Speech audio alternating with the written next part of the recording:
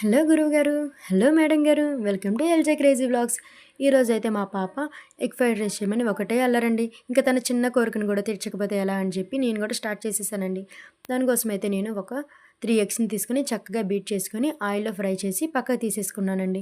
ఇంకా అదే ఆయిల్‌లో క్యారెట్, క్యాబేజీ, క్యాప్సికమ్, పచ్చిమిర్చి, కరివేపాకు వేసుకొని చక్కగా ఫ్రై చేసుకున్నానండి.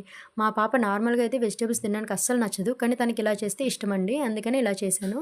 ఇంకా అది వేగిన తర్వాత కొంచెం అల్లం వెల్లుల్లి పేస్ట్ ముందుగా మనం ఫ్రై చేసి తీసుకున్న ఎగ్స్ కూడా అందులో వేసేసుకొని ఒక 5 నిమిషాలు ఫ్రై అయిన తర్వాత ఉప్పు, కారం, పసుపు లాంటివి వేసుకొని ఫ్రై చేసుకోవాలండి.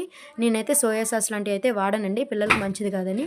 ఇంకా నేనైతే పసుపు వాడతాను కలర్ కోసం. ఇంకా అది ఫ్రై అయిన తర్వాత అందులో మనం ముందుగా వండి పెట్టుకున్న రైస్‌ని కూడా వేసుకొని కొంచెం గరం మసాలా వేసుకొని ఒక 10 నిమిషాలు చక్కగా ఫ్రై చేసుకోవాలండి. అది చక్కగా ఫ్రై చేసుకొని చక్కగా కలిసిన తర్వాత చివర్లో కొత్తిమీర చల్లుకొని గార్నిష్ చేసుకుంటే సూపర్ అండి. పిల్లలకైతే బాగా నచ్చుతుంది.